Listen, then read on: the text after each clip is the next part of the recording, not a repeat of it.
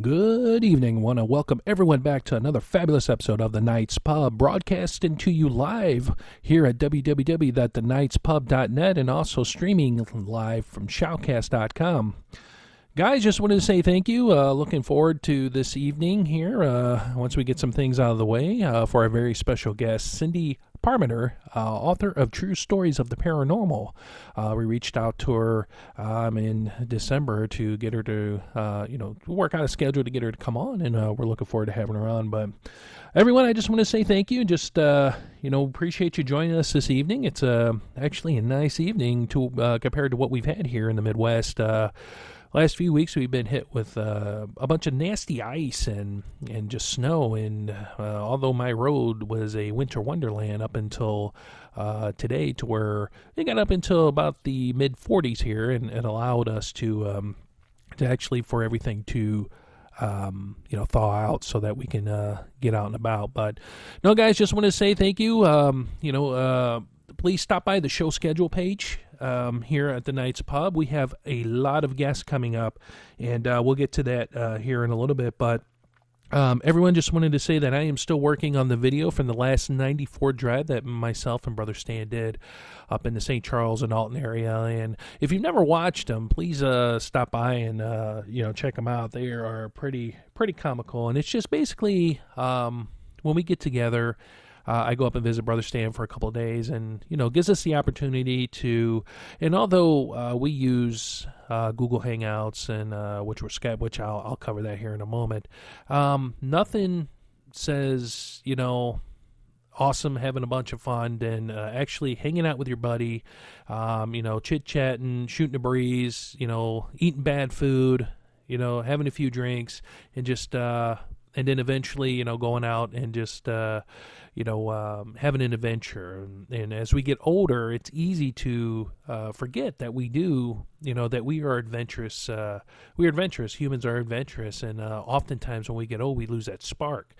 So the Highway 94 drive, and just a little tidbit here before we get going, was something that was originally dreamt about by myself, but we just started going on it in 2010, and we've been doing it ever since. So this is already 2018, and it's something we started out with the other side of life, but it's given us, we just rolled it right on over when we started tonight's pub. But no, just wanted to say, guys, thanks for joining us this evening.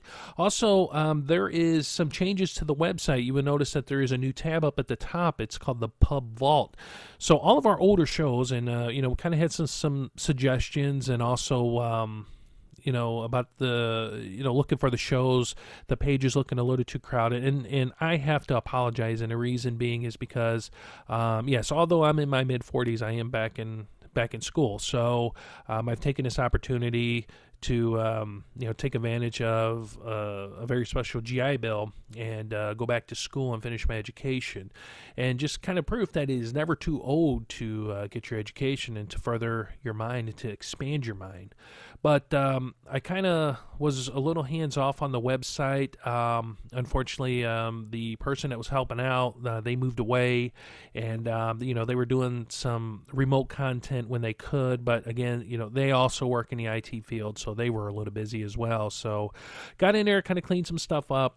My school schedule and work schedule this semester, this year, actually will allow me to be a little bit more hands-on on the website.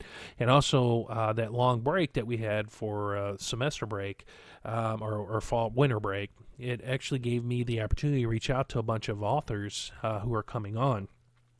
Please go to the show schedule page here on the Night's Pub. We have some great upcoming interviews. Next week, actually, next Saturday at 7 o'clock, we have Mr. Ross Allison coming on, and I have his information up on the show schedule. And what I usually do is the week that they're coming on, I'll move them over and have them, come over, and I'll put their information up on the page, on the main page when you come in. But, Mr. Allison's been investigating the paranormal for close to 30 years. I've heard his work, or I've read one of his books. I've heard him on numerous blogs and radio shows and stuff. But one of the things that he did a book with David Weatherly called Haunted Toys. And each time I've heard him interview, talk about the things that they researched and, put together, it sends chills up my spine. And I guess it's just because it's, some of the toys that they do speak about. So, and then on the 3rd of February is a really interesting guest coming on. It would be a Mr. Daniel Jones. And he's famous for, over in the UK, they started the Church of Jedi. Now, of course, being a Star Wars fan, as old as I am, you knew that was going to catch my attention. And so, I reached out to him, and he is more than happy to come on. And then also, the one that we're looking forward to all of them, but the one that really was a shocker, they responded back as Mr. Martin Stalker. And for those who don't know him, he put together the documentary Hostage to the Devil, covering The Exorcist, Father Malachi Martin, which we have on numerous shows spoken about him. Listen to his video or his audio, especially the interviews that he did with Art Bell when he was alive. But Mr. Starker is going to come on and discuss what happened when he was creating that, and the things that transpired during the whole filming process. So we're looking forward to him, definitely. And we have some interviews in February and rolling into March. So here at tonight's pub, we're going to be really busy. So please stop by. Please watch the site for these changes. Again, like our very special guest this evening. So guys, if you're wanting to become a guest here on the Night's Pub, go to our show schedule page. There is a hyperlink there that says KP Guest. Click on it. It's a PDF file. Don't worry, there's no viruses or anything that you could check out, and it will kind of give you a little brief history about the show and also kind of tell you about us, who we are. The show is a very open format, and I believe that is what our guests like the most. They have the opportunity to come on to talk about their research, their books, their experiences without worrying about having to take numerous breaks or without all the interruptions that they get on on most of the radio shows, talk shows. And believe it or not, a lot of the podcasts are going that, which was really shocking. A couple of the podcasts that I listened to I would say pretty religiously, they're starting to interject a lot of commercials and a lot of things. And hey, I understand that if that's the way you want to go, I'm totally on board with that. But it does affect some of the content of the show. But kind of coming back here to ground zero, check it out. If you have any questions, please feel free to drop us a line. The email for the show is info@thenightspub. And, if you don't want to email myself or Brother Stan directly, I completely understand. Maybe a little too personal, whatever, or, what have you. But if you want to come become a guest, have any questions, have any topics that you want to talk about or that you want us to talk about or research, shoot us an email at info. It drops right here in our studio, and we'll be more than happy to read it and respond. And, if you have any, and this is all to our listeners, if you have any kind of experiences and stuff that you want to talk about, please feel free to drop us a line. You can always reach me here at the show at elliot@thenightspub.net. I'm pretty good at returning emails. I mean, the way it is now with technology, emails everywhere. So, and, don't leave Brother Stan out there, stan@thenightspub.net. Speaking of the Brother Stan, I actually had the opportunity to, I was talking to him for a few hours before we came on the show here, which was really cool. And, just kind of catching up with him, seeing what's going on, and, talking about some things. The new year has been very, very hard on us. A lot of it is being myself. I was sick, and Brother Stan was sick, and just with different car troubles and just different things going on in their life. It was a rocky start here at the Night's Pub, 2018. But probably the worst news that we got was, and you've heard us speak about her numerous times in videos. If you watch the videos of us driving around, palling around, and also on the shows, Audrey. Audrey is a sweet old lady who lived next door to Stan, and Stan was her keeper. Stan looked out for her, took care of her, watched over her, kept her company, would go over and, have coffee. And my God, when I say coffee, when I would come up and visit, we would drink pots and pots of coffee. But it was awesome because she was our muse. She was our teacher, and she was our, here it goes, Jedi Master.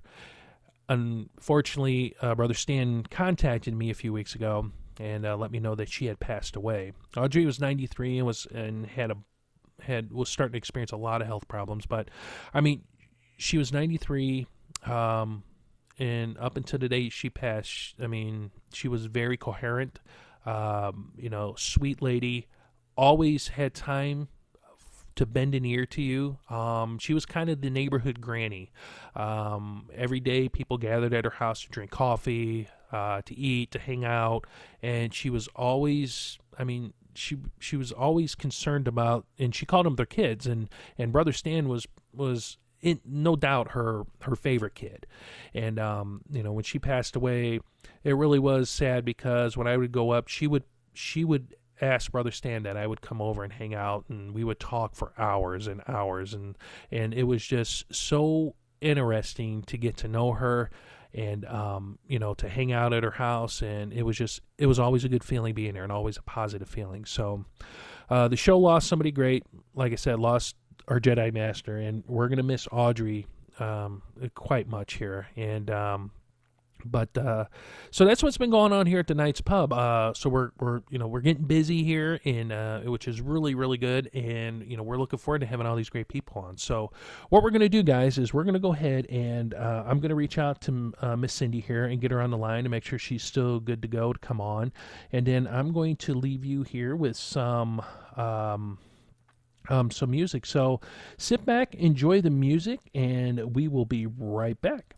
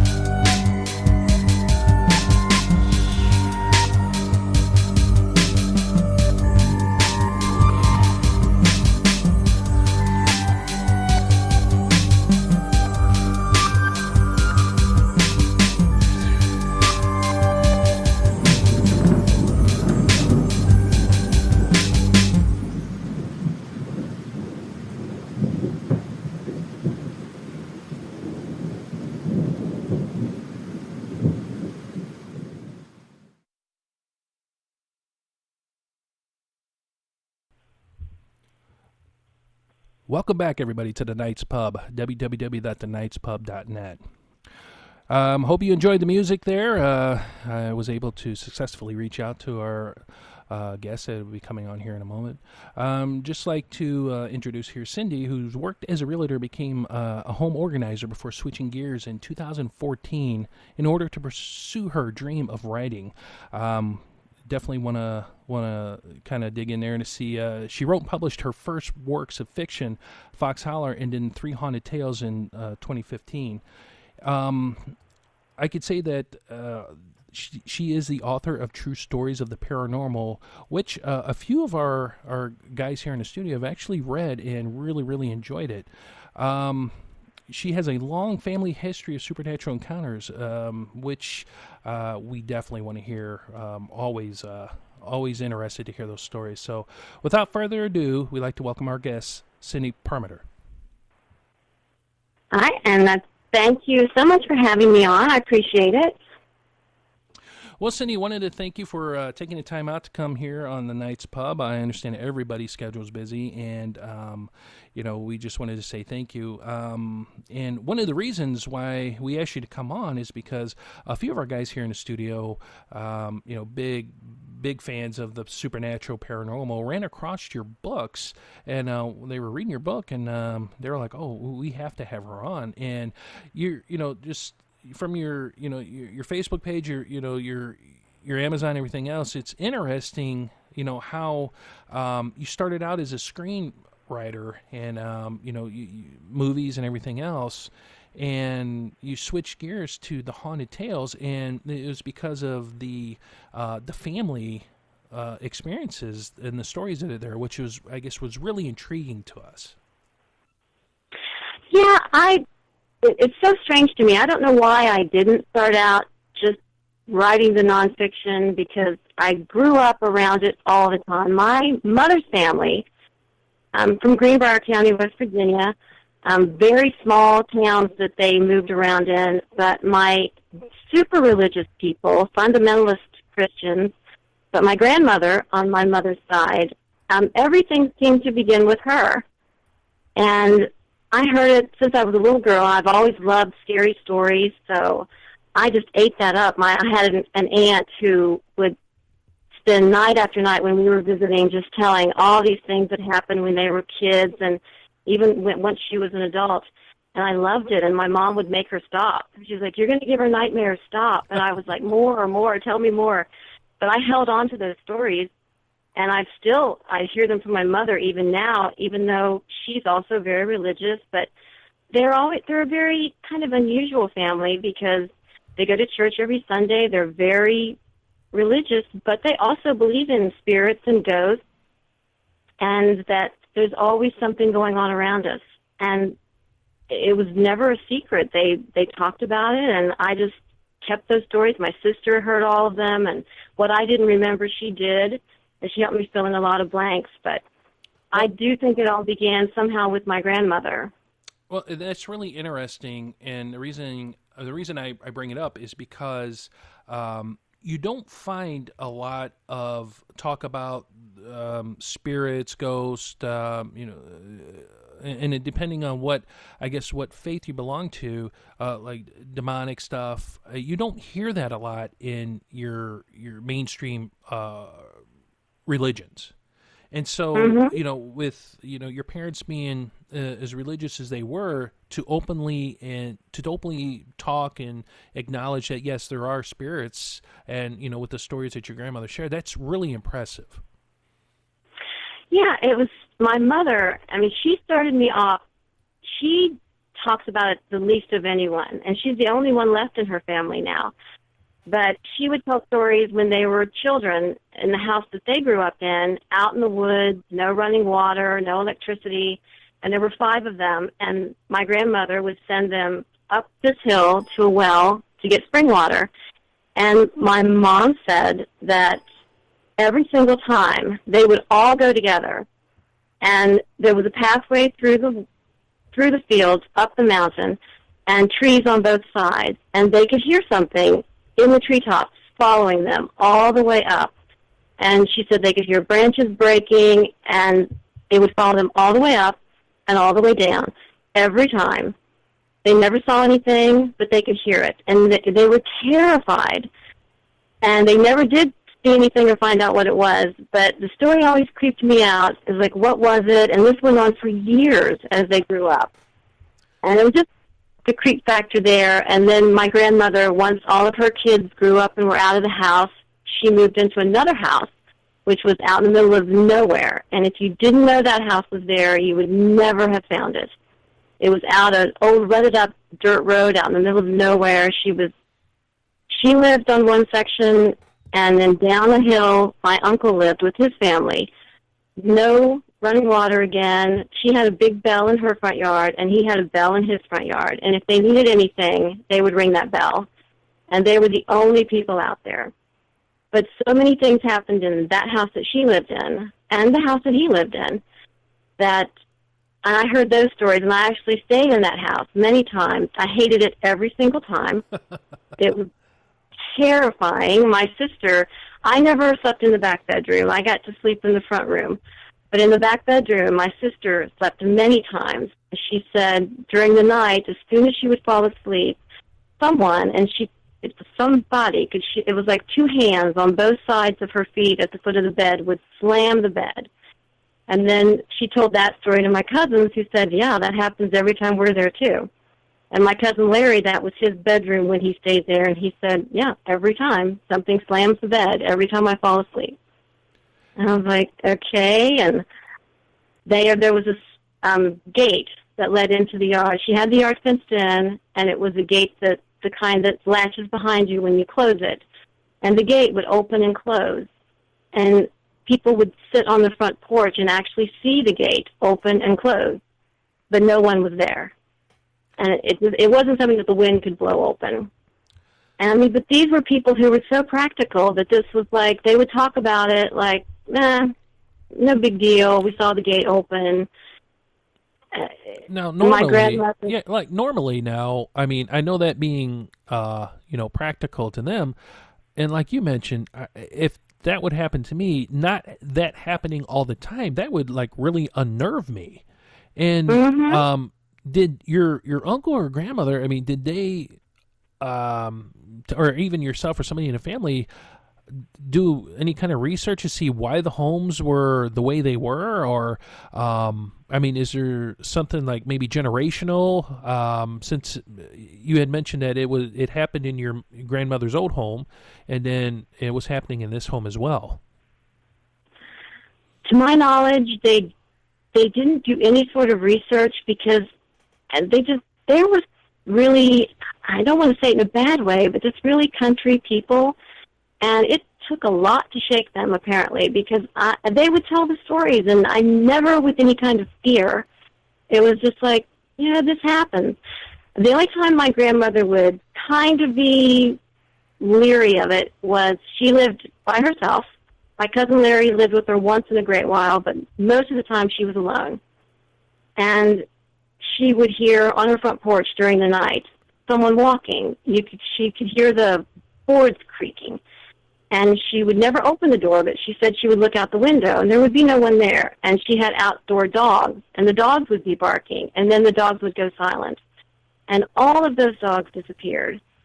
And we would find, when we would visit her, there would be teeth and bones and stuff laying around, and she never knew what happened to any of her dogs.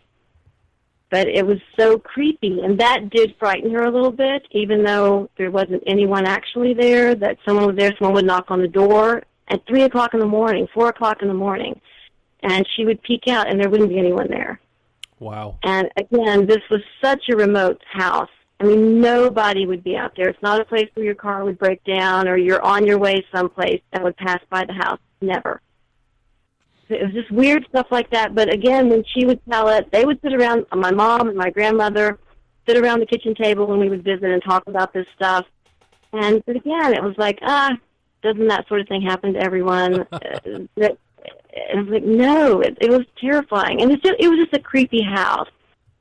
And my cousin Larry, who did stay there sometimes, always had stuff happening around him. And he was the only one, when my grandmother moved from that house, she moved actually into Alderson, which is actually, it's a small town around the same area, but inhabited. She had neighbors for a change. And nothing happened in that house to anyone except for him. And that's where he would say, you know, something would come to his window at night and try to get him to come outside. And it would terrify him. And my grandmother would tell him, you know, she called every bad thing the old devil. It's the old devil. And he's trying to get to you. Don't pay any attention to it. Don't go outside. Just go back to sleep. Forget about it. And it was in that house, actually, that my cousin, I believe he was either 40 or 41. He died during the night in that bedroom from a massive heart attack. And it was just the strangest thing that it hadn't been that long before that they had had the conversation where he said, you know, something comes to my window at night and tries to lure me outside. Did he ever mention like what it was? I mean, what it looked like, what it sounded like? I mean, because I'll be honest, I mean, I'm getting chills right now. You're just telling me that story because again, this is something that does not happen to. I don't even say, you know, put normality in it, but just everyday people. And, you know, to put all these in a book, I mean, what were your feelings? I mean, although growing up with these stories, I mean, did this trigger any kind of memories? I mean, did you experience stuff when you were talking about these, you know, these stories with your mother, your grandmother? No. See, I loved hearing them, and it didn't really bother me. I did have my own experience at the house that my grandmother lived in before when she moved into town. And during the night that I was a little girl sleeping in the bedroom with my parents, and it's pitch black, and I just was terrified. And I remember screaming to my mother, and she remembers it as well, they're after me, they're after me. And I didn't see anything, but it was just this light show, kind of weird thing going on in my head. And even as a little girl, I was petrified. And there was just something wrong in that house. But then once she moved into town, I never had any problems. It was all around Larry. He was the only one. And that wasn't the only place that he had experiences. He had moved to North Carolina briefly and lived in an apartment. And while he lived there, the burners on his gas stove would turn on by themselves. And when he was moving out, as he was carrying boxes down the stairs, something pushed him. And he was like, there was no one on the stairs. It was just me. I didn't trip. There was hands on the back of my shoulders, pushed me down the stairs. And he always had experiences. When he stayed at my aunt's apartment in Hinton, West Virginia, he said that while he slept on the couch, he could see people sitting in the chairs across from him, and they were whispering and pointing at him. And that apartment also was haunted, because my aunt said that she had experiences there. She was over the sink washing her hair, and she felt someone right behind her. She could actually feel them literally breathing down her neck, and she threw the shampoo bottle behind her, and there was no one there. She'd be taking a bath with the door shut, and the door would open, and there was no one there. And the last night that they lived in the apartment, she and my uncle were in bed, and someone knocked on the door, and he got up, and there was no one there. He latched the door. He knew it was locked. They went back to bed, and she says there was just this boom, and my uncle ran out to see what happened. The door was open, wide open, and it had opened with such force that it knocked a hole in the wall. And there was no one in the hallway. There was no one anywhere. So they left the apartment. That was it. He never acknowledged that it was haunted. She claims it was. She said the place would fill up with the smell of just like rotting garbage for no reason. And she would have to leave the apartment. The smell was so bad, and come back, and it was gone. And it was just one thing after another. All of this on the same side of the family, all on my mother's side of the family. And any kind of, on your mother's side, I mean, to your knowledge, there was no like generational thing like hexes, and I know that's kind of reaching out far, but we've had guests on here that have spoken about generational hexes, because that's really interesting that your cousin Larry, that it centered. He had all these experiences wherever he went. Now, to your knowledge, when he lived with your grandmother, were the experiences, were they worse for your grandmother? I mean, was there more activity when he was there than when he wasn't? Since it all kind of, when Larry was around, it revolved around him. My grandmother, except for like hearing things on the porch at the house before that, she never really talked about firsthand experiences. Whereas Larry would he would see figures, he would hear voices. I don't remember her ever really saying that she heard people talking around her, but he did. And so things happened on her side of the family, but he was definitely a hub. And his sister, Donna, was also a hub. Donna, while she was staying with my grandmother, when she still lived in the country, Donna said she was a teenager at the time. She was sleeping in the living room. She had such a fever that she was roasting, and she kept throwing the blankets off of her, and someone kept covering her back up. And she said she got so frustrated, she threw the blanket on the floor, and someone pulled it back up over her again. And she was just so angry. She was sick and hot, and the next morning her fever had broken. And my aunt and my grandmother were there, and she went to breakfast, and she was like, I don't know which one of you was covering me up all night, but you were killing me. And they were both like, we didn't cover you up, we didn't check on you, we didn't get up during the night. So whoever or whatever was covering her up all night long wasn't even one of them. So she had her experiences too, and she told me when she lived in Florida with her first husband and their baby, she was watching television one night, she was laying on the couch, and something was in the room with her. And she said the television had woken her up because it had gone off air and it made that loud buzzing sound. She woke up, there was something in the room with her. She jumped over the coffee table to get away from it, and it grabbed at her. She ran into the bedroom with her husband and baby already in there, locked herself in, and when she looked in the mirror, she had scratches on her arm that she could not explain. Something had grabbed her, and she was scared to death to go back out into the living room, even the next day. And her husband went out, there was nothing there, but she knew that something had been there, and she experienced things throughout her life. She told me that she had her little grandson with her, and they were out driving, and they drove past a house, and her little grandson, who I believe she said was either 3 or 4 at the time, but he told her that his friends lived in that house, and he would wave, and he was communicating with people she could not see. And he said there was a barn behind the house, and they wanted them to stop the car, and they wanted her to go to the barn. And she was like, why do they want me to go to the barn? They want to see you, they want you to go to the barn. And she said you couldn't even see a barn from the street, and there was no way he could have known that anything was there. And later on, she did kind of do a little investigating. The house was actually for sale, and there was a barn in the back. But he always talked to his friends, and she said she could hear him in the back seat just chattering away with people who weren't there. And she always had strange things going on around her. And when I gave her my first book, which had some of her stories in it, she said when she laid the book on her desk, she put her iPad on top of it, and her iPad stopped working. So she thought even the book kind of had a bad vibe about it. And she was diabetic, and she said she actually went into insulin shock. And her husband had to run and get her some help because she was going into insulin shock just from being around my book. Wow. They're like hypersensitive people. So with all this stuff going on, was there any? I mean, did any of the family members just finally, I guess, have enough and was like any kind of clergy intervention, any kind of like smudging or any kind of house cleansing? I mean, and you hear about that stuff a lot, which will lead me into kind of another question.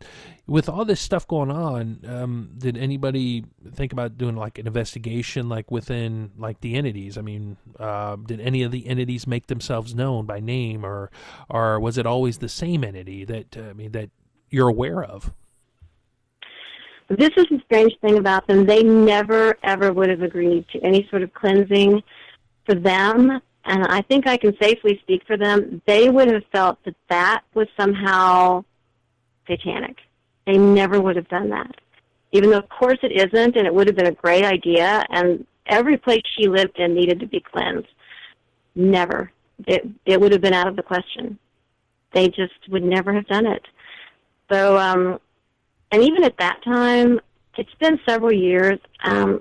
It's nothing that you really heard a lot about, and I'm not sure they even were aware of something like that, but I'm pretty sure if it had been brought up to them, it would have been out of the question. And even bringing their pastor in or something, they just never would have done it. It's a strange thing. It's kind of hard to explain, but I just know they wouldn't have done it. Even the younger members of the family, Donna and Larry, it would have been out of the question. It's a strange thing. Now, but I can't see them ever agreeing to that. Now, writing about, of course, about the supernatural and also about your experiences, yourself and your family, did you ever think about doing stuff like investigations or even like an EVP, or just reach out and see what was there, or what? I mean, because it really does sound like if it's on your mother's side that it's more or less it's some kind of generational something that's going on. The only thing that I'm kind of suspicious of on my grandmother's side is that there's this like strange picture, and my sister actually has this picture now, of my great-grandmother. And there was kind of a little bit of speculation that maybe she had been into sort of the dark arts, but that's just something that I've heard from cousins and stuff, so I don't know that that's true. And it would have been it would surprise me coming from that family, but of course I never knew her. And so I don't know, but I mean, maybe she brought something into the family, probably unwittingly, and maybe that's why it attached to pretty much strictly my mom's family. My dad had his own little experiences, nothing like what went on in my mom's family. And my paternal grandmother, I never heard any stories from her that were even remotely paranormal.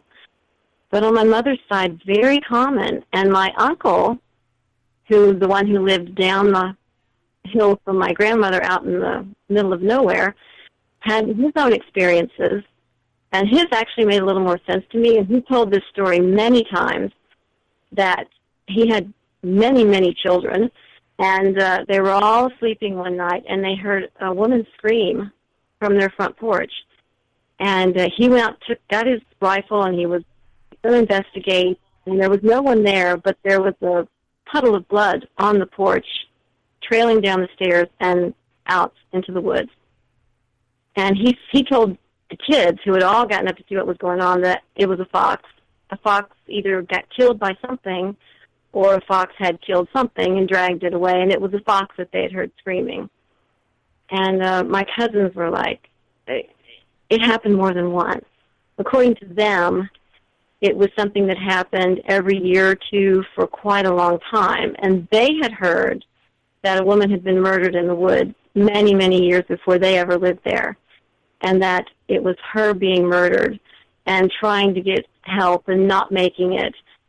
And I don't know if that was just their kind of take on the story or if that's what really happened. But they did all tell the story, and my uncle told it several times in front of all of us about the scream and the blood. And that always creeped me out so much. But again, it was like, this happened. We heard this scream. There was blood on the porch. And then the blood was gone. And I don't know. And they always just kind of acted like it's just sort of kind of a normal thing, and we get on with our day. I mean, that's incredible with that much activity going on, especially on that side of the family. That, I mean, was it because it happened to them all the time, to where they were just kind of like, it's more or less, it's just a part of life, that they just accepted and moved on, and, really didn't give it any kind of attention or credence? Or do you think like some of this stuff really, really spooked them out? I mean, the blood on the porch, that would kind of be an eye opener for me. And with all these experiences, did you ever hear, or were you ever privy to any stories of actual violence, to where it turned it turned nasty instead of the occasional push, or something appearing or something making its presence known? Was there any stories that you're aware of that had that were just violent in nature?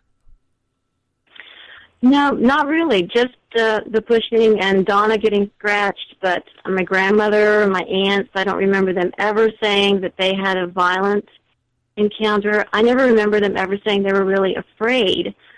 But obviously it affected them because they all talked about it. If one person would tell a story and someone would, oh, well, I have a story too. And there was everybody had a story to tell. I had one aunt on my mother's side never had any stories. It all revolved around everybody else.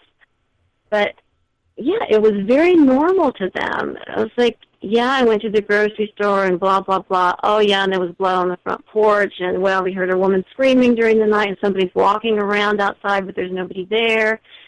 And it was. They really did talk about it. Just in normal conversation, they would just throw in this really creepy, crazy thing that happened. That just happens to everyone. Well, it doesn't, but to them, they all had stories, and so it was pretty normal. And my mom had the least too. She hardly ever talked about it, but sometimes, I told this story before, my mother is so funny, but I bought her a clock for Christmas. This was just a few years ago, and it was not an expensive clock. It was a normal chiming clock. I got it at a retail store. And my mom said, and she's in her 80s, but she's sharp as a tack, and she said the clock talks to her. It chimes, it runs like a normal clock, but then it will berate her during the night. It will say crazy things to her. You're not pretty. Put your boots on. You're not pretty. And she said, it aggravates me so much that I just cover my ears up until it stops and I go back to sleep. And it's happened more than once. And my sister and I were both like, Mom, get rid of the clock. I'm not getting rid of that clock. I love that clock. Doesn't bother her at all. And then she told my sister, I didn't want to tell Cindy this, but the clock says other stuff too. But if I told you what it says, it's going to scare everybody. So I'm not going to say. But it says other things too. It's just crazy stuff like that. But it's you have a clock that yells at you during the night, and you can't sleep because your clock won't shut up, but you won't get rid of it. And that's how my mother's family is. That's how they all have that mentality of, other people have bigger problems than I do. Talking clocks aren't my deal. It doesn't bother her. That has to be hard. I mean, to have a device, a clock, because obviously something devious is there, something evil is there that's... especially during the evening with your mother, just constantly saying that stuff to her. When you visit your mother, do things happen? Do things happen while you're there that you've noticed? That just visiting. Any feelings of negativity, or do things just kind of calm down when you're there? But when you're gone, experiences and things happen, or even when other people are there. No.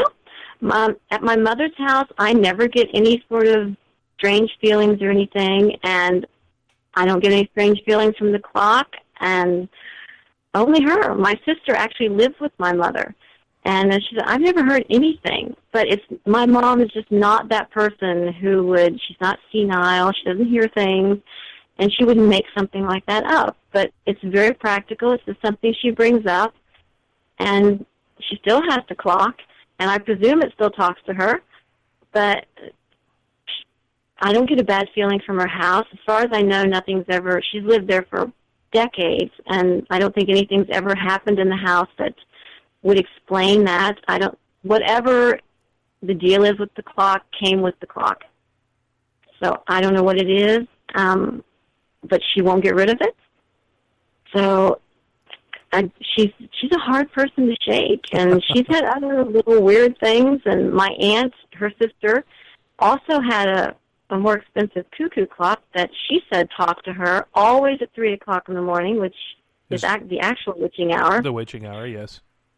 And she said, but her clock was much more ominous. It was not petty things like you're not pretty, put your boots on. It was evil things, that she was actually scared of her clock. But my mom wasn't. She isn't. She'll keep that clock from now on. But they're a funny family. They just don't get affected by things the way most people would. So especially when you started to write your book, and I guess what people don't understand is you didn't start out writing books about family history or family stories about paranormal and stuff. That you're a screenwriter and stuff. So when you made that change and you started, you put out your books and stuff, what were people's thoughts about it? I mean, because I'll be honest, when I speak to people about certain things, especially like the paranormal, supernatural, demons, things like that, I do get some weird looks, and I've had even guests on the show just prefer not to talk about it or just start laughing because they thought it was absurd. So what are some of your colleagues? I mean, what are people's reactions when you finally took all your family stories together and put them on paper? The people have really taken to the books, and I love that. I worried about doing it, and this was one thing that held me back, was they're private people, and I'm putting their stories out there. And when strangers give me their stories, normally I change their names to protect them. With my family, I pretty much kept everyone's name unless they said, do not use my name. It's like Donna said, use my name, that's fine. Larry had already passed away, but I talked to Donna about that. I said, do you think he would mind if I used these stories? And she's like, Larry worried his whole life about this stuff. He always felt that there were demons around him. He talked about it. So, no, he wouldn't care if you put it out there. He told anyone who would listen while he was living, something is bothering me. Something will not leave me alone. So they were fine with it. My uncle has already passed away. My grandmother has passed away. My mother is still with us, and she knows that I write about him. She has not read any of my books. She won't read about it, but she knows that I use the stories, and she was fine with that. So as long as no one in the family protested, Donna was a little upset once the first book was written, because she said it did affect her negatively. And I said, I'll pull the book. And she was like, no, it's not that. It's just this book has stirred up a lot of things that I haven't thought about for a long time. But she has also passed away since then, but just recently. But as long as the family was okay with it, then I felt good putting the stories out there. Plus, it was a way to share something that I've known my whole life. And I was always fascinated, and it fascinated me that they didn't think there was anything special about them. And I wanted the stories out there. So I've gotten a lot of positive feedback from cousins and relatives. And I also have a lot of stories that are contributed by people I've never met. And I get so much positive feedback from them. And I have a new book coming out that has a lot of new stories that people have contributed. And it fascinates me, and I read these stories, and some of them are so similar to experiences that we've had in our family, which just confirms to me that this is very real. Because how does a lady in Utah have almost identical experiences to my little family from Greenbrier County, and so many similarities? And she had actually heard me speaking before, and this lady that I used one of her stories, and she contacted me because she said, while I was listening to you, this was my story you were telling, and I couldn't believe it. And I was like, so it just fascinates me how many similarities there are.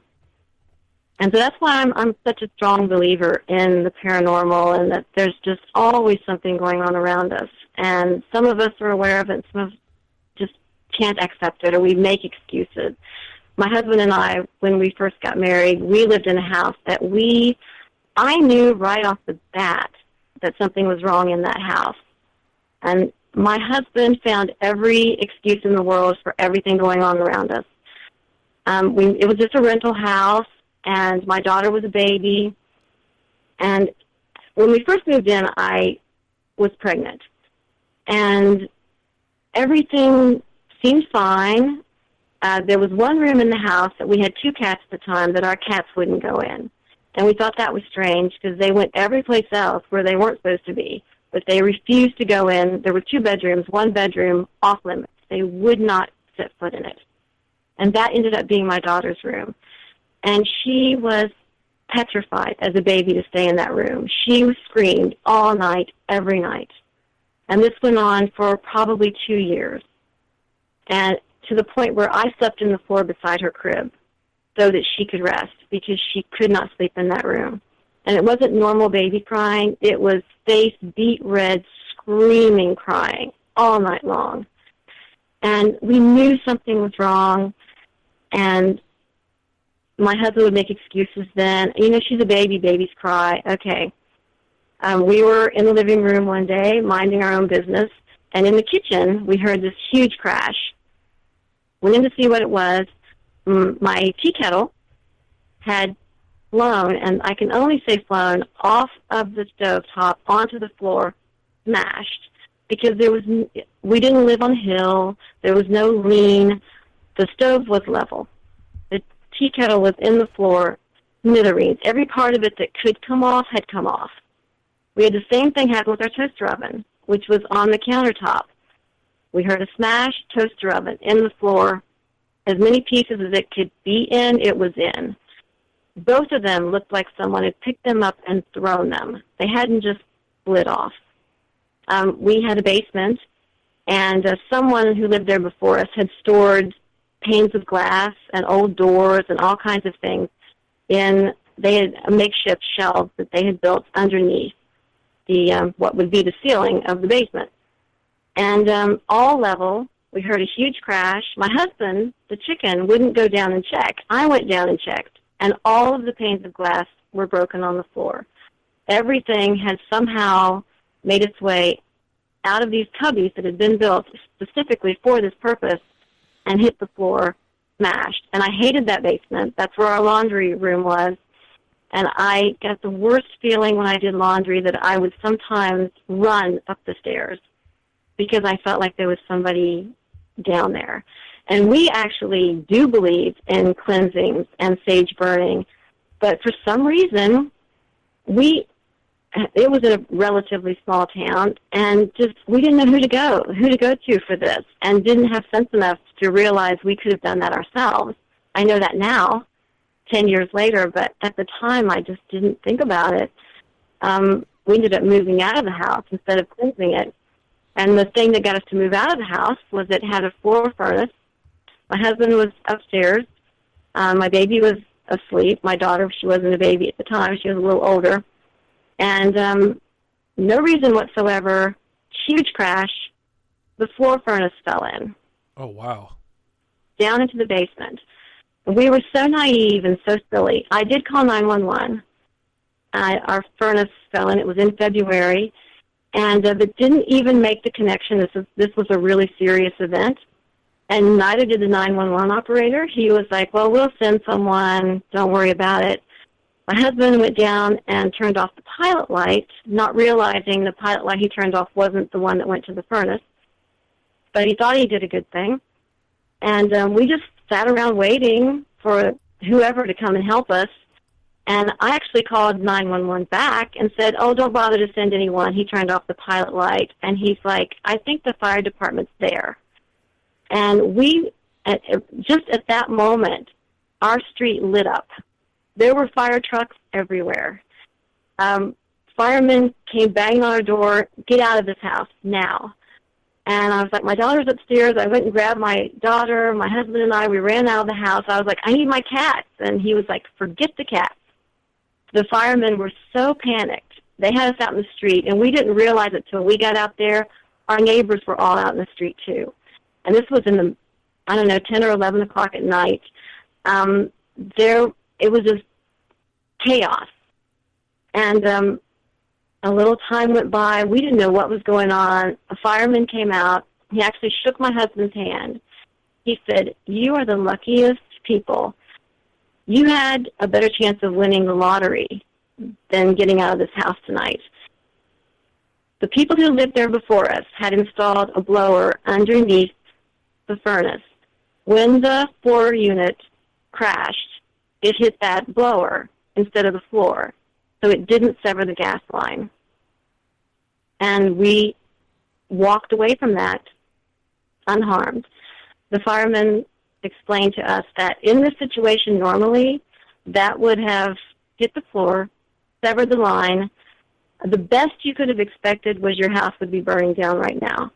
Worst case scenario, the block would have blown up. He's like, this could have been catastrophic. You have no idea how lucky you are. And we always felt like something wanted us to get out of the house, but didn't want to hurt us. And it came with my daughter. And we did feel that, because when we moved into the house, we were fine. And once the baby came, and I've always kind of heard sometimes babies bring an energy with them, all of a sudden things started happening around us in the house. And we did move. That was the last straw, because we felt whatever was trying to get us out of the house had stepped up their game and let us know with that one, we could hurt you if we want to. So we're giving you another chance to get out. And we moved out of the house in March. But it was just the most terrifying thing. But we actually did do some investigating after that, because my mother had known the people who had owned the house originally, and 2 men had died in the house, a son-in-law and the father-in-law. And they both died in the bedroom that had been my daughter's bedroom. The lady who had been married to it was her father and her husband who had died there. And she had known my mother. And my mother knew both men, and she said they were really nice, and she couldn't imagine that they would terrorize us. And I didn't tell her any of this until after we'd already moved out, that we'd been terrorized in the house, and that my daughter, as soon as she was old enough to speak, said that 2 men would stand by her window in her bedroom at night, and that sometimes they would shake her crib. Oh. And so we surmised that it was these 2 guys who were really nice men when they were living, but they apparently didn't want us in their house. And the lady who had been related to them, who had lived in the house before us, she never mentioned anything to us, but she had told my mother that she felt she was covered in little black bugs when she lived in the house, and that she saw little black bugs all over the curtains and windows and walls. We never saw anything like that. But it was just this really creepy thing that she actually moved out of her family home because there were little black bugs terrorizing her. And then when we moved into the house, it was her relatives that terrorized us. But it was just the strangest thing. And we still drive by that house sometimes. It's in the next town from where we live in right now. And I often wonder if whoever lives there now experiences anything strange in that house. That would be interesting to find out if things are happening in that house, especially with the stuff that that story. It sounds like that something was watching out for you. Especially with the way the furnace fell in, and not severing the gas pipe. That could have been catastrophic all over. Yeah, it was, and it was just the strangest thing. And they never did find a reason why it fell in. I've never even heard of that happening. And we weren't doing anything. Nothing was going on. We were I was the only one even on that level of the house at the time, and I was just sitting there watching television. So it was just the strangest thing to have happen anyway, and then to have everything fall in place perfectly so that this event occurred, but it really didn't amount to anything. It just scared a bunch of people, and our neighbors they were terrified that something had happened to my daughters, because they were like, we saw so many flashing lights and all this chaos, and we thought something had happened to your little girl. And I was like, nobody could believe what happened that night, because it was just so crazy, and that they just red flagged our furnace and said, okay, it's safe, you can go back in the house now, and oh yeah, by the way, your cats are fine. And that was it. It was just one of just the strangest, most surreal events that happened that night. Wow.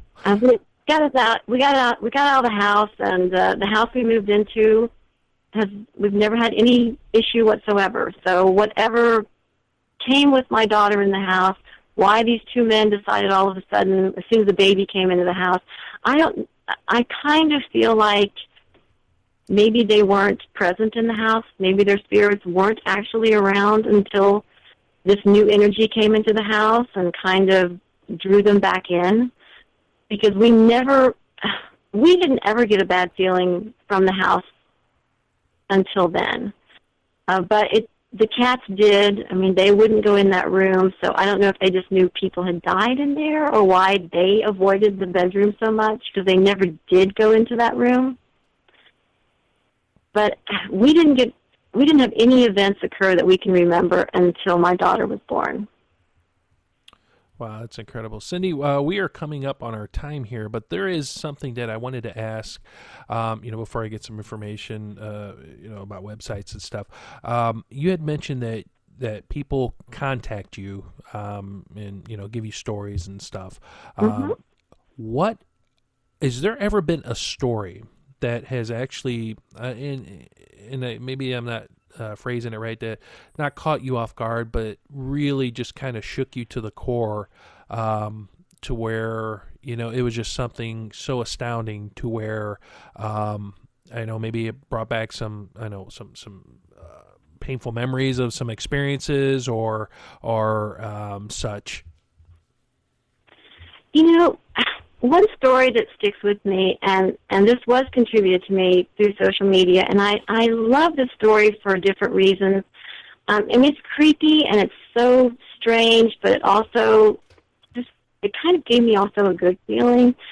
But this lady, God bless her, she and a couple of friends of hers took a weekend vacation, short trip to Las Vegas. And she said they went out one night. They saw some shows, they went out to eat, did all the normal things, and while they were on the street, there was a homeless man. She assumed he was homeless. She said he was really ragged looking, and he was holding a sign, but she didn't read the sign.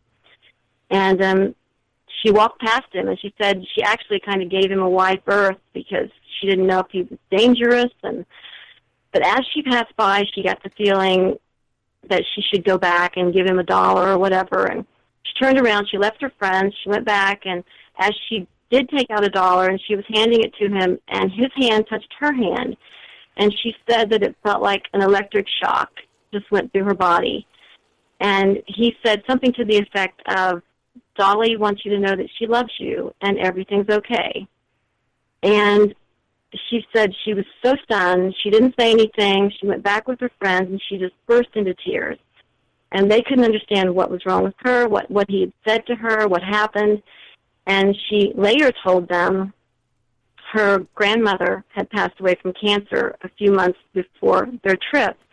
And her grandmother's name was Dolly. And he could never have known that. And the fact that her grandmother had communicated to her through this seemingly homeless man. And the whole thing just gave me chills, and I thought it was just an amazing story because there was no explanation for it. That is incredible. That is incredible. Cindy, we're rolling up on our time here. So if somebody was to have, well, first off, any new projects that you're currently working on, any new books, something that, we can look forward to in the future. Yes, I have a new one.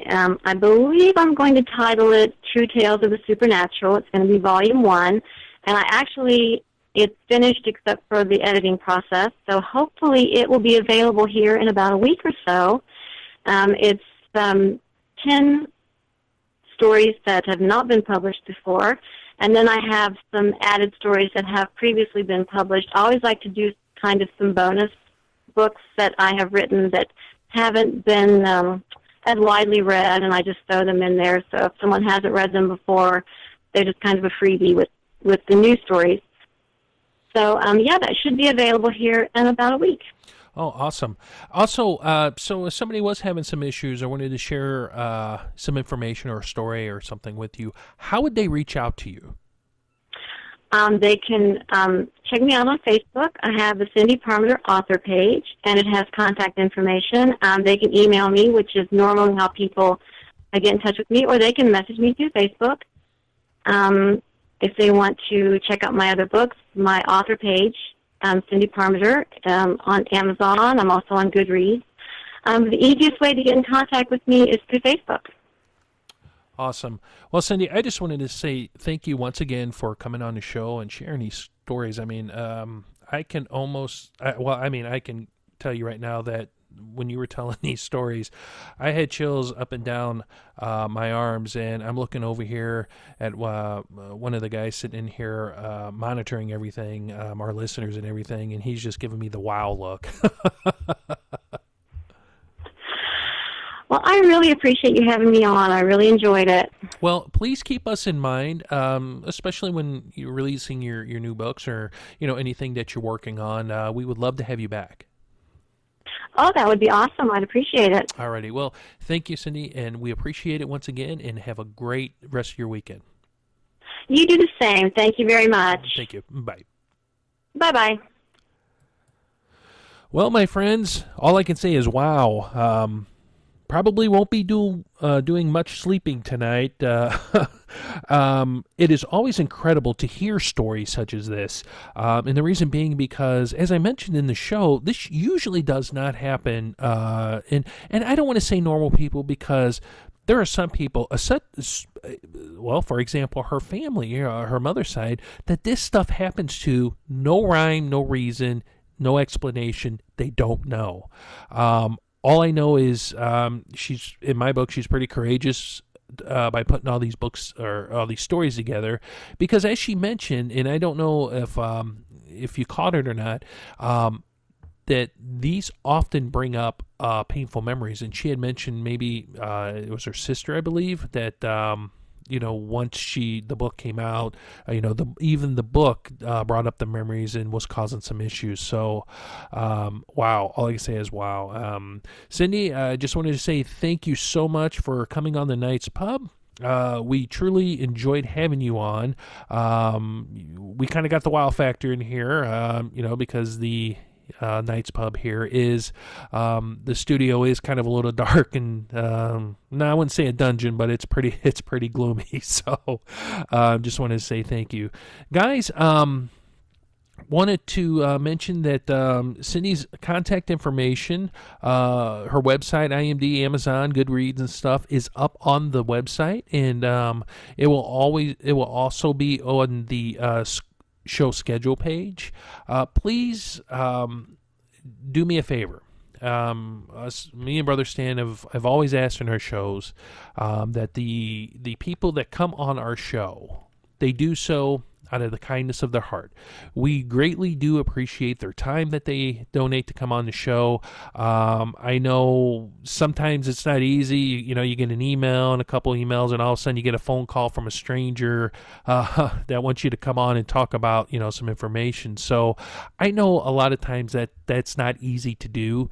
And, we just wanted to say thank you. Thank you, Cindy, for coming on and sharing your stories, book. We do look forward to having you back on. Please feel free to reach out when your new book comes out, or anything that you may do, screenwriting or anything. Please feel free to reach out to us. Guys, just wanted to say, thanks for joining us this evening. Also, don't forget that next Saturday on the 27th, our guest Ross Allison will be joining us. As I mentioned, I am very intrigued to speak with him, especially about the book that he co-wrote with David Weatherly, Haunted Toys. And although it's been out in production for a year, so a couple years, it's always just interesting to hear that. And plus, Ross is a very avid ghost hunter and also investigator, and has a ton of experience in education. So we are really looking forward to having him on. Guys, if you get a chance, please stop by the website. I wanted to say thank you for downloading the shows, listening to the shows on, the various venues that we have, Podomatic. You can always catch us on iTunes or Spreaker, SoundCloud. We have a YouTube channel, which we're starting to kind of pay a little bit more attention to, and also Podomatic. Guys, I just, again, wanted to say thank you. I forgot to mention this earlier, that Brother Stan does say hello. We usually do. We try not to do both of us via. Well, it was Skype.